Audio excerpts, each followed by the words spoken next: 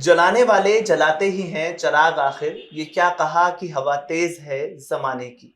आदाब नाजरीन, मुंसिफ टीवी में आपका इस्तकबाल है। आप देख रहे हैं हमारा खास शो यंग आइकन और मैं हूं आपका मेजबान सैयद अकरम रहमान।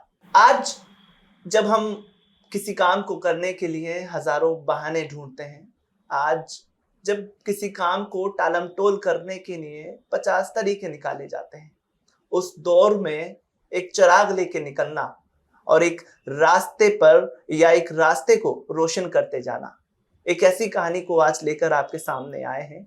हमारे साथ मौजूद हैं, आपको रूबरू कराते हैं इस राह को या इस राह पर चलकर हजारों लाखों लोगों की जिंदगियों को रोशन करने वाले एक शख्स सुहेल सैफी साहब से। सुहेल साहब, इस्तकबाल है आपका हमारे। बहुत शुक्रिया। और आपके चैनल पे तभी तमाम हाज़रीन को जो इस प्रोग्राम को देख रहे हैं उन सबका भी बहुत बहुत शुक्रिया। सुहेल साहब के बारे में आपको कहूँ कि ये एक एजुकेटर हैं, ये एक ट्रेनर हैं, ये एक सोशल वर्कर हैं, ये एक एक्टिविस्ट हैं, ये मेडिकल भी चलाते हैं। मैं भी जब बैठा साथ में तो जानने की कोशिश की कि जनाब आप आखिर कर क्या रहे हैं या करना क्या चाहते हैं। बात शुरू हुई तो उसका खात्मा होना तकरीबन मुश्किल हुआ, बीच में रोकना पड़ा और कहा कि चलिए शुरू करते हैं अपने इस इंटरव्यू का सफर। सुहेल साहब, सवाल वहीं से शुरू होता है। आप एजुकेटर हैं, आप ट्रेनर हैं, आप मोटिवेशनल स्पीकर हैं, आप अवेयरनेस प्रोग्राम चलाते हैं, आप सोशल एक्टिविस्ट हैं। करना क्या चाहते हैं और ये शुरुआत कहाँ से हुई? देखिए, शुरुआत तो मैं एक शेर है कि जब निभाने आए हो किरदार जमी पर, कुछ ऐसा कर चलो कि जमाना मशाल दे जी। तो मुझे तो यही लगता है कि हम जो कर रहे हैं वो ये कश्मकश है कि लोग याद रखें। और मुझे लगता है कि जो आप कोई भी ऐसा काम करते हैं और उस काम से आपको जो लोग जानेंगे जी, वो बहुत थोड़े टाइम तक जान सकते हैं। हो सकता है एक नस्ल, एक पुश्त आपको जान जाए, बट आपका जो थॉट प्रोसेस है, आपका जो काम करने का तरीका है, वो मुझे लगता है कि सालों साल याद रखा जाता है। आपके काम को, आपके थॉट प्रोसेस को याद रखा जाता है। तो सोफिया की कोशिश वही है, मेरी भी कोशिश वही है कि हम उस तरह से काम को अंजाम दें, उस तरह का काम करें कि इलाका और दिल्ली से बाहर तमाम देश के लोग को ये पता चले कि हाँ, काम इस तरह से होता और ऐसे होना ही चाहिए था। सोफिया का आगाज आपने आज से तकरीबन 20 साल पहले किया जी।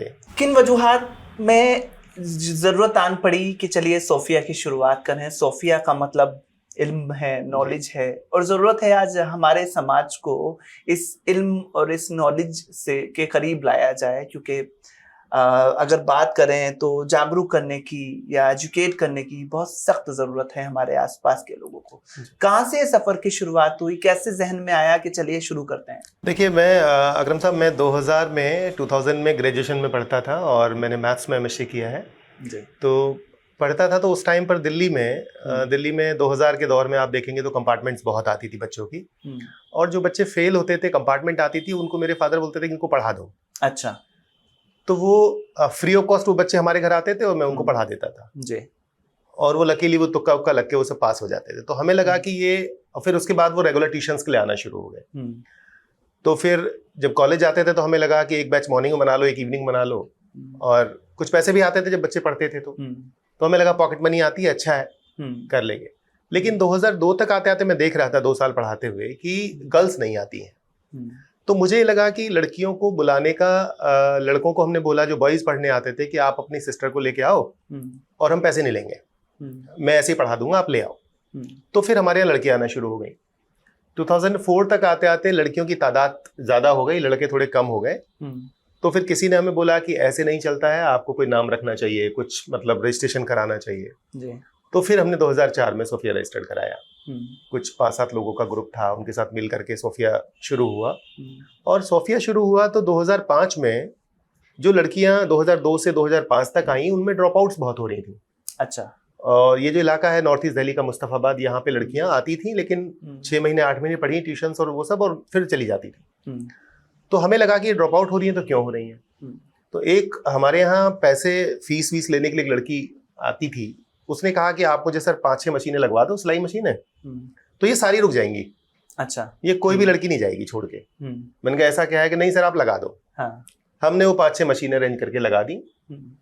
और फिर जो लड़कियां ड्रॉप आउट हो गई थी, हमने बच्चों के जरिए उनको बुलाया उनके पेरेंट्स को बुलाया, पेरेंट्स से बात की। तो जब पेरेंट्स से बात की तो हमने कहा कि उस टाइम पे करस्पॉन्डेंस चलता था दिल्ली में, पत्राचार से एडमिशंस होते थे। तो हमने कहा कि आप सिर्फ 300 रुपये हमें दे दो और 300 रुपये सिर्फ दे दोगे जो इसकी फीस वहां जमा हो जाएगी। किताबें हम पुराने बच्चों से ले लेंगे जो 10th कर गए या 12th कर गए, और पढ़ा हम इनको देंगे, पढ़ाने के पैसे हमको ले नहीं रहे हैं। तो पेरेंट्स को बात समझ आती थी, उन्होंने कहा कि 300 रुपये देने, ठीक है दे देंगे। 300 रुपये दे के लड़कियां हमारे यहाँ पढ़ने आने शुरू हो गई। वो थैला, कैंची, किताबें और कपड़ा सब लेके आती थी, क्योंकि बेसिकली तो वो घर से तो कटिंग टेलरिंग सीखने निकली थी ना। वो 10th और 12th तक हमने उसको 10th करा दिया, फिर उसको 12th करा दिया, वो लड़की कॉलेज तक पहुंच गई और थैला कैंची लेके आ रही है और 12th कर गई। शुरुआत आपने की थी लोगों को एजुकेट करने से, उन बच्चों को जिनके पास ट्यूशंस के लिए पैसे नहीं थे, घर पे कोचिंग देने से। कैसे ये कोचिंग से शेल्टर की तरफ बढ़ गया, कैसे ये एक्टिविज्म की तरफ बढ़ गया? देखिए ऐसे था कि जब रात में कभी हम जाते थे कहीं घूमने या कहीं मतलब निकले और लेट हो रहे हैं जी, तो आप अभी भी देखेंगे कि रोड में रात को लोग, रोड के साइड में लोग कुछ आग जला के बैठे होते हैं, कुछ वैसे ही लेटे होते हैं, या कुछ ऐसे लोग जो नशा करते हैं जिनको अपना खुद होश नहीं होता है, वो रोड साइड में होते हैं। तो मेरे को लगता था रात में यदि लोग लेटे हैं तो रात में ठंड में तो ये मर जाएंगे। इनको इतनी ठंड में यदि ये रहेंगे, इन पे कोई ब्लैंकेट नहीं है, कुछ नहीं है, तो क्योंकि हम लोग रजाइयों में सोते हैं, हमको ठंड लगती है उसके बावजूद भी घरों में, तो ये लोग रोड पे कैसे रहते हैं? तो कुछ ना कुछ इनके लिए होना चाहिए। तो हमने सर्च करना शुरू किया कौन ये करता है। तो हमें पता चला कि दिल्ली सरकार का एक डिपार्टमेंट है, Delhi urban shelter improvement board, वो ये सब करता है। तो हमने उनको अप्रोच किया कि जी हम ये करना चाहते हैं। तो सर्दियां आती थी तो 3 महीने के लिए टेंट लगते थे, तो हमने वो अप्लाई किया कि नहीं हमको ये चाहिए, हमको लगाना है। आपका बैकग्राउंड क्या है? क्या पीछे भी कभी किसी एनजीओ के साथ काम किया, या पहले भी कभी इस तरह से खिदमत खल्क को लेकर पहले से मुतासिर थे? ये क्यों ऐसा लगा कि चलो अब खिदमत खल्क की? नहीं, हम जब छोटे थे और पढ़ते थे ना 9th-10th में भी, तो मैं 10th में पढ़ता था तो 9th के बच्चों को पढ़ाता था। अच्छा। और जो मोहल्ले के बच्चे होते थे उनको पकड़ के उनको पढ़ा लेता था। हाँ। तो मुझे लगता था मेरा सब क्लियर हो जा रहा है, इनको मैं पढ़ा दे रहा हूँ और मेरा भी क्लियर हो जा रहा है जी। तो वो बचपन से ऐसे था कि नहीं, हाँ कि पढ़ाना है, मदद करनी है, चीजें लेके जानी है। और जैसे 12th में आए तो 12th में 9th, 10th, 11th के पढ़ाने लगे ट्यूशंस के बच्चे। वो मतलब फ्री में पढ़ाते थे, पैसे तो नहीं लेते थे कि हम खुद ही पढ़ते थे। फिर जब ग्रेजुएशन में आए तो फिर वो कंपार्टमेंट के बच्चे दिल्ली में आ गए, तो वो उनको पढ़ाना शुरू कर दिया। तो शुरू से ये रहा कि हाँ पढ़ना और पढ़ाना है, और खुद भी हम पढ़ते थे तो पढ़ते रहते थे, पढ़ाते रहते थे बच्चों को। आपने बताया चाचा चाची के पास रहे, वहीं परवरिश हुई, वहीं ऐसा, मतलब मैं माफ़ी चाहूँगा, क्यों इस तरह के हालात, मतलब कैसे बने? नहीं, हालात नहीं थे वो, मतलब गांव में बहुत सुविधाएं नहीं हैं। पढ़ाई के लिए आपको बाहर आना ही था। जब पढ़ाई के लिए बाहर आए, गाजियाबाद आए, तो रेगुलर गाजियाबाद से गाँव जाना थोड़ा मुश्किल था। तो पापा ने बोला तुम वहीं रुक जाओ, उनके पास, अपने चाचा के पास रह के वहीं पढ़ लो, वहाँ से आ जाया करो। तो तब 97 में मैं यहाँ दिल्ली आ गया था। तो 2000 में मैंने ग्रेजुएशन किया, फिर एमएससी किया, फिर यहीं पे रह के फिर बाकी चीज़ें जो आप देख रहे हैं 2004 से सोफिया हम लोगों ने चलाना शुरू कर दिया। और साइड बाय साइड फिर जो मेरा काम था ट्रेनिंग का, ये सब हम लोगों ने किया। और मेरा जो काम था वो हम Indian institute of technical education के नाम से ट्रेनिंग सेंटर हम लोग चलाते थे जी। और इंडिया में मेरे मोर देन 100 सेंटर से ज़्यादा थे, 15 स्टेट्स में। तो हमने लैपटॉप मोबाइल रिपेयरिंग की ट्रेनिंग की है और 10 साल की है। और वो ट्रेनिंग करके अच्छा काम हम लोग करते थे। तो वो एजुकेशन का बैकग्राउंड रहा है, तो उस तरफ चीज़ें रही हैं।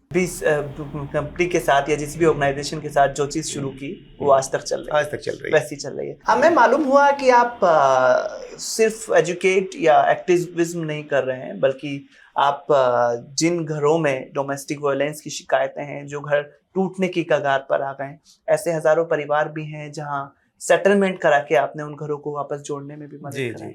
तो ये हम दिल्ली महिला आयोग के साथ 2013 से 2013 से हम लोग काम कर रहे हैं जी। जब बरखा सिंह उसकी चेयरपर्सन हुआ करती थी, उसके बाद फिर स्वाति मालीवाल आई।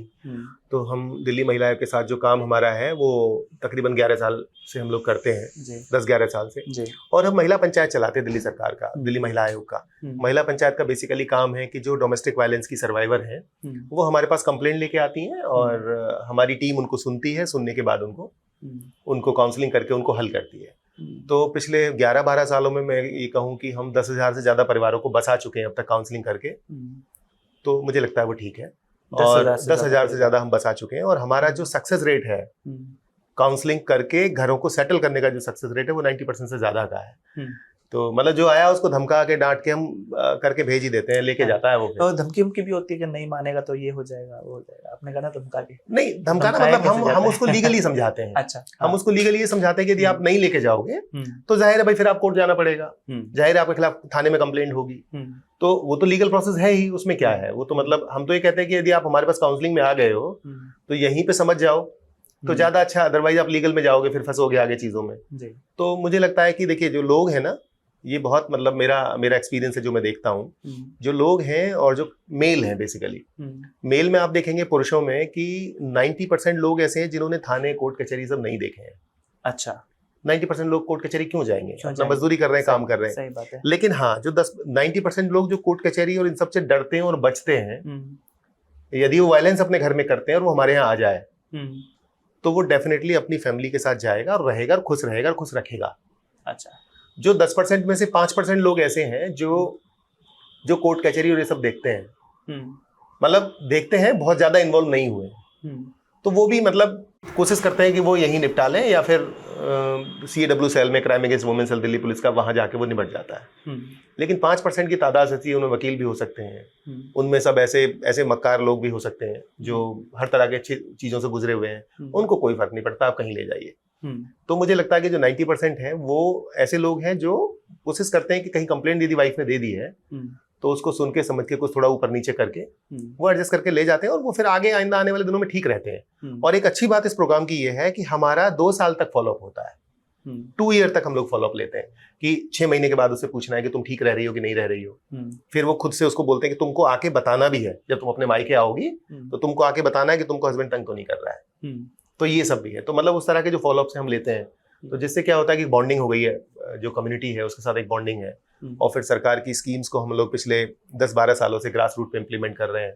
उसमें भले ही ट्यूशन फी रिम्बर्समेंट है, उसमें भले ही विडो पेंशन है, उसमें भले ही सरकार का जो कंपेंसेशन मिलता है, 20,000 जो विडोज होती हैं उनको 1 साल के अंदर यदि कोई डेथ होती है हस्बैंड की तो दिल्ली सरकार उसको 20,000 रुपये देती है। तो हम वो 20,000 का फॉर्म फिल कराने का भी काम करते हैं। और उसका जो सिस्टम है ना, हमने ना अकरम साहब ऐसे बनाया है कि वो जैसे ही महीने के 1 तारीख को या 2 तारीख को हमारी टीम के लोग कब्रिस्तान या शमशान जाते हैं और शमशान से हर महीने या कब्रिस्तान से हर महीने हम डेटा ले आते हैं जी। कितने डेथ हुए, कितने लोग यहाँ आए दफन होने या मतलब क्रिमेशन जिनका हुआ, तो वो डेटा हम लेकर के उस पे जो मेल डेथ हुए हैं उनको हम लोग कॉल तो हम सभी को कर देते हैं डेथ सर्टिफिकेट बनवाने के लिए, लेकिन जो मेल है उनको हम ज्यादा इसलिए करते हैं क्योंकि हमें उनके सर्टिफिकेट बनवाने के बाद और फिर उन महिलाओं की हम लोग 20,000 रुपये अप्लाई करवा देते हैं दिल्ली सरकार से। अच्छा, दिल्ली सरकार का सोशल वेलफेयर डिपार्टमेंट है जो 20,000 रुपए 1 साल के अंदर अंदर कंपेंसेशन देता है यदि उसका हस्बैंड की डेथ हो जाती है। तो इसका कोई एज कैटेगरी है?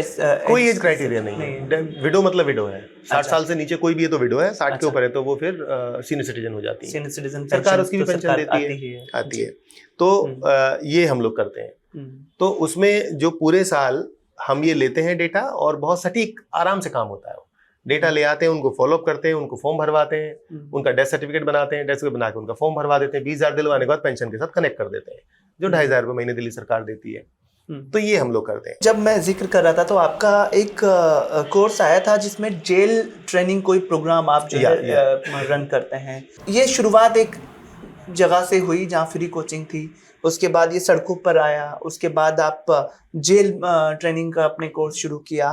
तो ये ख्याल कहाँ से? आपने कहा कि मतलब सड़कों पे घूमे तो सड़कों के बारे में पता चला, जेल में प्रोग्राम शुरू करना चाहिए। ये सोहेल साहब के जहन में कहाँ से आया कि चलो जेल में चलते हैं, वहाँ कुछ लोगों को ट्रेन करते हैं? जेल में कैसे हुआ कि हमारे यहाँ पे एक SDM हुआ करते थे पहले, 2015 में वो रहे थे जी। तो वो जेल में सुपरिटेंडेंट हो गए, रोहिणी जेल में। अच्छा, तो जब रोहिणी जेल में सुपरिटेंडेंट, उनका फोन आया एक दिन कि सोहेल तुम यहाँ आ जाओ और हम लोग चाहते हैं कि तुम रोजा अफ्तार यहाँ पे कराओ। हाँ। तो जेल तो हमने कभी देखी नहीं थी, तो पहली बार मौका लगा कि भाई तो जाना चाहिए। हाँ। तो मुझे ऐसा लगता है कि यदि कोई मौका मिल रहा है तो आप उसको छोड़िए मत। हाँ। कोशिश करके देखिए। सही। तो हम वो जेल में और रोजा अफ्तार करने के लिए हम लोग चले गए बात करने। तो जब वहाँ बात हुई उन्होंने कहा कि आप कर लो, हमने कहा ठीक है हम कर लेंगे।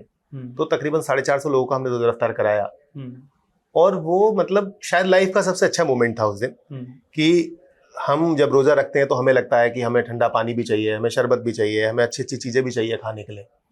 लेकिन वहां जब लोगों से बात हुई जो कैदी वहां थे तो उन्होंने कहा कि हमको तो ठंडा पानी आज मिला है पीने के लिए, तो अब आप सोचिए कि जेल में रह के और यदि आप ठंडा पानी पीने के लिए भी तरस रहे हैं, आपको ताजा पानी नहीं मिल रहा है, तो दैट मीन्स है कि मतलब क्या ही है। तो वो जो एक्सपीरियंस था वो शायद वर्ड्स में तो एक्सप्लेन नहीं हो सकता है।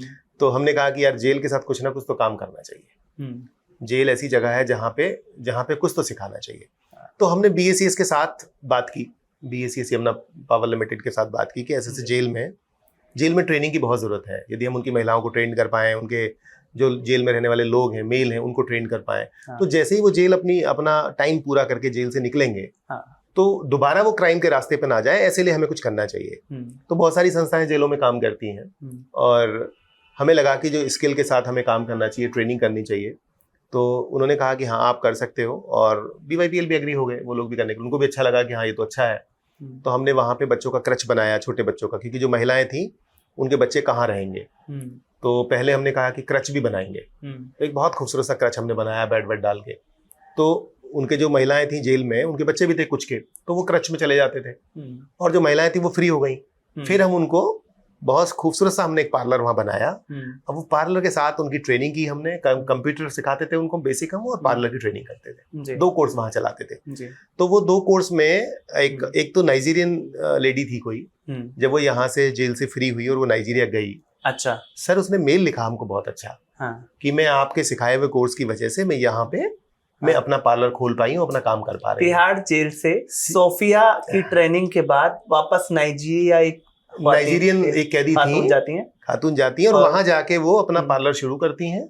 फिर वहां से हमको मेल लिखती है सोफिया को, कि मैं ऐसे से वहां पे अपना मैंने पार्लर शुरू कर लिया और मैं सोफिया की वजह से कर पाई। मतलब सोफिया के ट्रेंड हुए जो तालिब इल्म हैं वो इंटरनेशनल पहुंच चुके हैं। आप कहें बिल्कुल बेशक कह सकते हैं, अंतर्राष्ट्रीय या बैनुल-अक़वामी सतह पर काम हो रहा है सोफिया के जरिए। बेशक जी। तो और एक चीज और है कि जो हम ट्रेनिंग करते हैं, वो ट्रेनिंग का मकसद सिर्फ यही नहीं है कि हम बच्चों को पढ़ा रहे हैं या उनको पढ़ाने के बाद उनको नौकरी दिलवा रहे हैं। मुझे ये लगता है कि एक बच्चे से मैंने बात की, तो बच्चे ने बोला कि मैंने पूछा कि आपको सोफिया से सीख के क्या आपकी जिंदगी में चेंज आया, आपको क्या लगता है हमारे सिखाने से क्या फायदा हुआ तुम्हें। कह रहे सर जब मैं वहां जाता हूँ, किसी मॉल में किसी उसमें काम करता, आउटलेट में, वो कहता जब मैं वहां जाता हूँ तो बहुत सारे लोग ऐसे हैं जो बहुत सारे कपड़े ले आते हैं और 50,000 रुपए की भी शॉपिंग वो कार्ड दिखाते हैं और हम लोग कर देते हैं।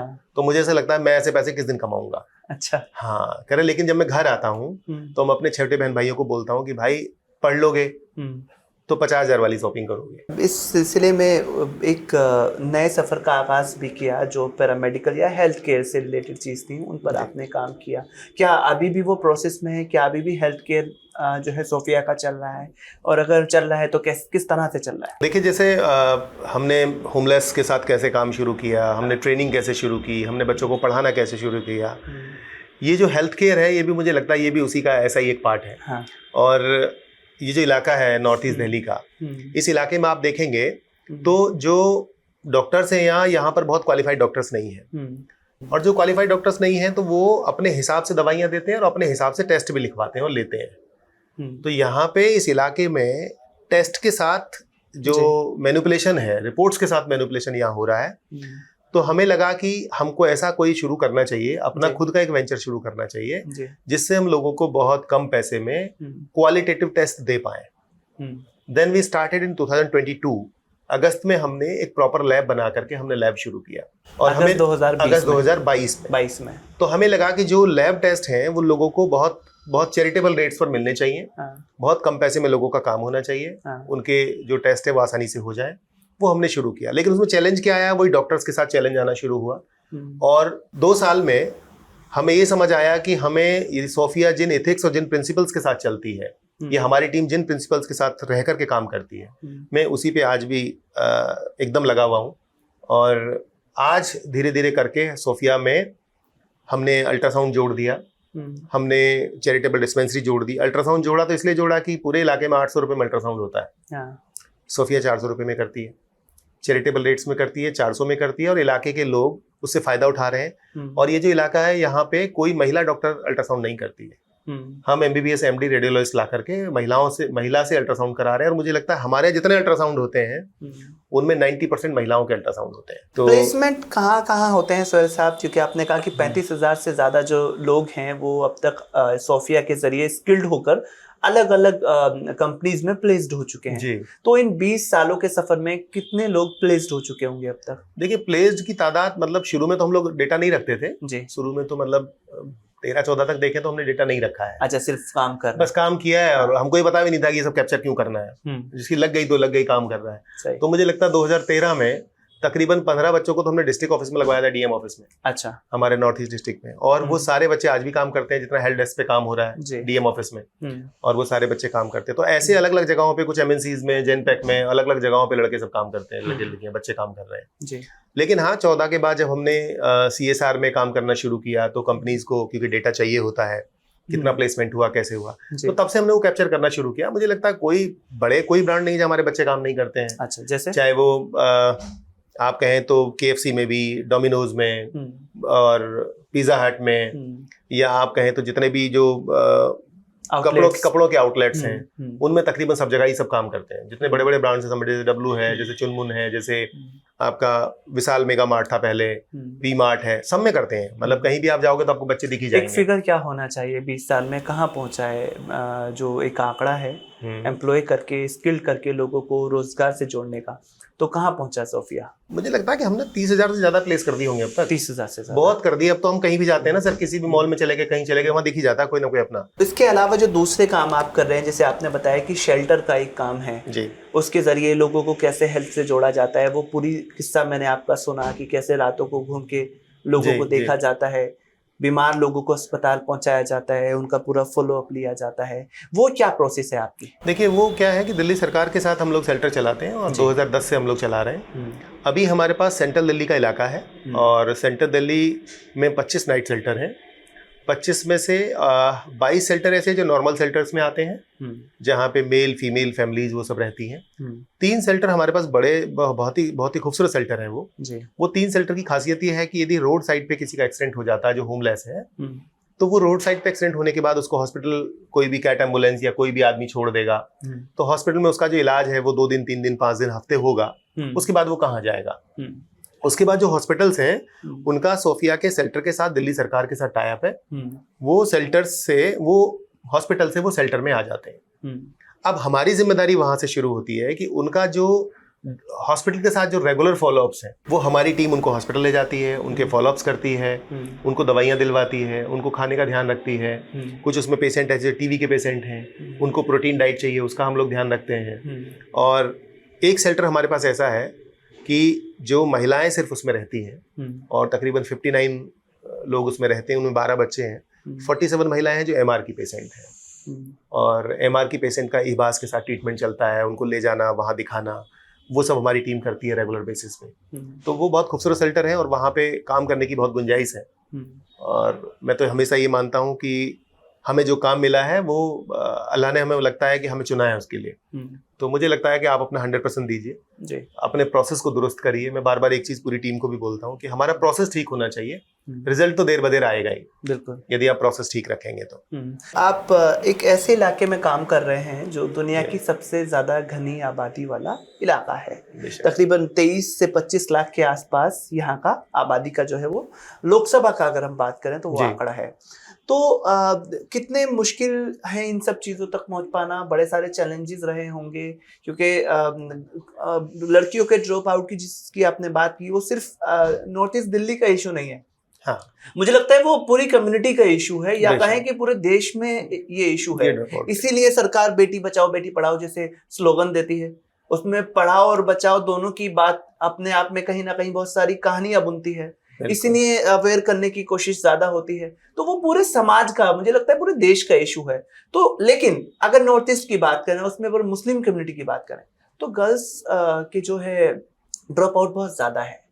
तो कैसे ये इन चैलेंजेस से निपटा जाता है, उसकी क्या प्रोसेस है? देखिए ये मतलब पूरा हम लोग जो पिछले 20-22 साल से काम कर रहे हैं, उस पूरे 20-22 साल में हमको ये समझ आया कि आप बच्चों को ड्रॉप आउट होने से तब रोक सकते हैं जब आप पेरेंट्स को एजुकेट कर दें। राइट। जब आप उनके वालिद वालिदैन को एजुकेट कर दें, उनको समझा दें कि एजुकेशन का इंपॉर्टेंस क्या है। और क्योंकि जो हमारी कम्युनिटी है, जो मुस्लिम कम्युनिटी है, उसमें जनरली जो एजुकेशन है, जो हेल्थ है, उसको प्रायोरिटाइज नहीं किया जा रहा है। उसको बैकफुट पे रखा जाता है। बच्चों की पढ़ाई को, बच्चों की हेल्थ को, फैमिली की हेल्थ को, उनके और बहुत सारी चीज़ों में जो खर्चे हैं वो अलग अलग चीज़ों पे होते हैं। और मैं ये भी कहूँ कि जो मुस्लिम कम्युनिटी है उनको फाइनेंशियल प्लानिंग करना नहीं आता है जी। उनको फाइनेंशियल प्लानिंग करने की जरूरत है, उसको सीखने की जरूरत है, कहाँ पैसे लगाने हैं, किस चीज पर लगाने हैं वो समझना चाहिए। तो जो बच्चों की पढ़ाई है वो सबसे पहले दर्जे पे होनी चाहिए। हम कम खा लें कोई बात नहीं, लेकिन बच्चों को ठीक से पढ़ाएं, ठीक से स्कूलों में पढ़ाएं, उनकी ट्यूशंस ठीक करें। फिर सबसे जरूरी जो चीज है, हम जा करके बच्चों से पूछें भी शाम को कि भाई तुमने किया क्या है आज। जब तक आप नहीं पूछेंगे, जब तक बच्चे आपको परफॉर्म नहीं करेंगे, आपको अच्छा नहीं बताएंगे जी।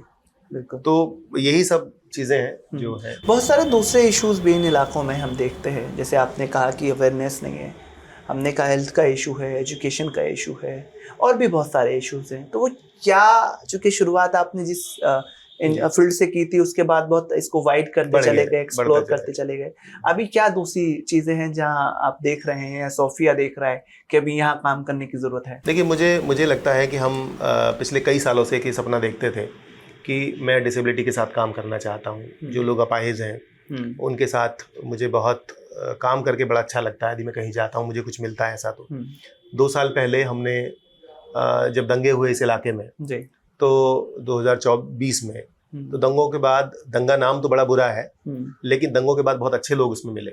अच्छा। और क्योंकि तमाम दिल्ली और तमाम इंडिया के लोग, अच्छे लोग यहाँ पर विजिट करने आए, घूमने आए, देखने आए क्या हालात हैं, कैसे हालात हैं।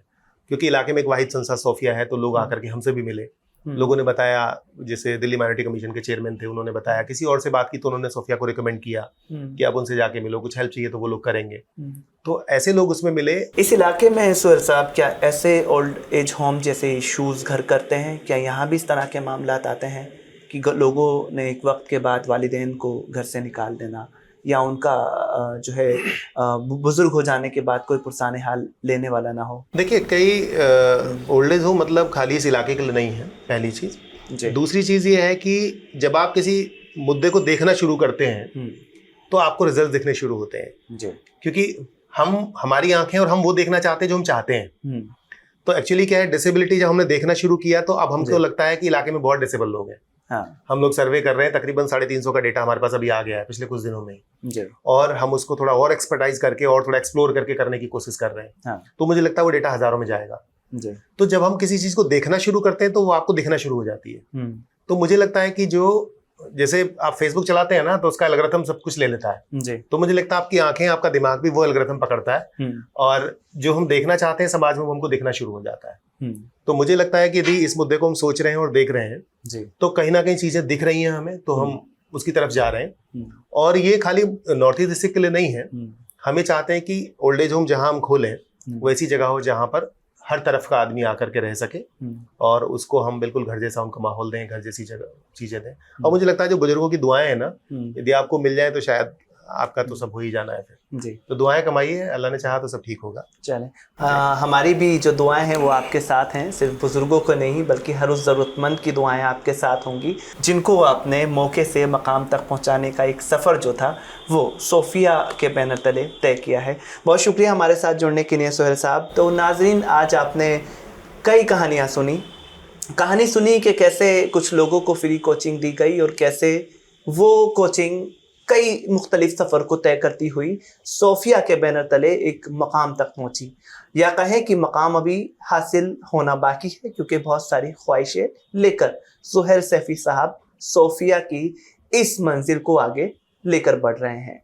अगले हफ्ते फिर एक नई कहानी के साथ, फिर एक नए किस्से के साथ, फिर एक नई शख्सियत के साथ हाजिर होंगे। तब तक आप बने रहे मुंसिफ टीवी के साथ और हमें दे इजाज़त।